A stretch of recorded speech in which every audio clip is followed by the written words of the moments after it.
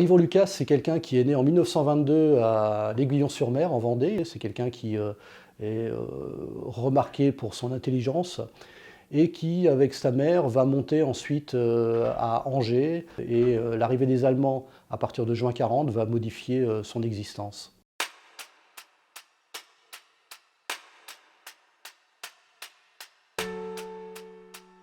Alors les Allemands, dès leur arrivée à Angers, mettent, comme dans toute ville occupée d'ailleurs, un système de renseignement en place. Notez qu'à Angers est une ville importante sur le plan militaire, ça fait partie des gros districts militaires pour tout l'ouest de la France. Et Yvon Lucas va participer à l'aventure de l'Abwehr, l'Abwehr qui est le service de renseignement allemand militaire. Il va être agent pour ce service-là, il va avoir une équipe de sous-agents, et il va commencer à dénoncer des personnes, de déceler des réseaux clandestins. On se rend compte que c'est quelqu'un qui a de la prestance, c'est quelqu'un qui est élégant, c'est quelqu'un qui sait, à mon avis, qu'il a du charme, quelqu'un qui a une certaine, je pense, une bonne opinion de lui-même, mais surtout qui est très malin, qui sait comment faire pour déjouer et surtout mentir pour obtenir des renseignements auprès des résistants et de pouvoir ensuite mieux faire tomber un réseau, par exemple.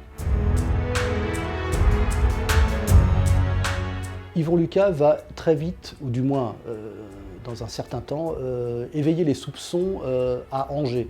C'est-à-dire qu'il va commencer à être très connu par les Angevins, il va être même grillé, et la police allemande va lui ordonner en fait, de quitter Angers via un simulacre de mort. Et Yvon Lucas va en profiter pour quitter Angers à destination de Lyon.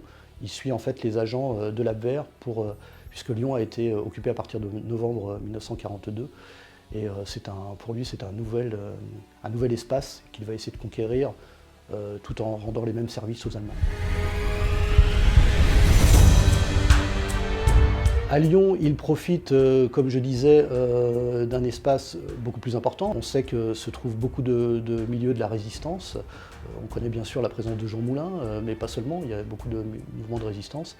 Lui va profiter de ça et de ses fonctions pour à nouveau s'infiltrer, faire travailler ses équipes.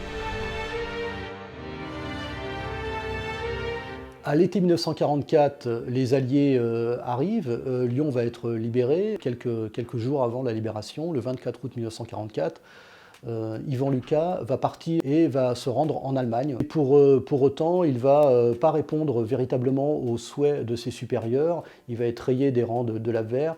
Il serait allé au Danemark, puis en Angleterre, puis en Espagne. Il aurait été interné, il se serait retrouvé à Tanger. Puis de Tanger, il aurait été arrêté dans le port de Casablanca. De Casablanca, il va être ramené en France, où il va séjourner d'abord à la prison de Fresnes, puis ensuite de la Santé. Il va écoper de 10 ans de travaux forcés lors d'un jugement au tribunal militaire de Rennes, sachant qu'il a déjà été jugé en 1946 aux travaux forcés à perpétuité, cette fois par la Cour de justice d'Angers. Il va sortir de prison en 1956 après un arrêté de libération conditionnelle. Après sa libération, il va rejoindre Lyon, Lyon c'est là donc il a accompli la plupart de ses forfaits. Il va vivre somme toute une vie de petit bourgeois lyonnais, d'après les éléments que j'ai pu avoir par la descendance de sa propre famille. Il va être, par exemple, à l'ordre des chevaliers du Beaujolais. Il va travailler dans une usine d'électrophones et il va finir sa vie donc, en 2004 à l'hôpital de Bron, tout près de Lyon.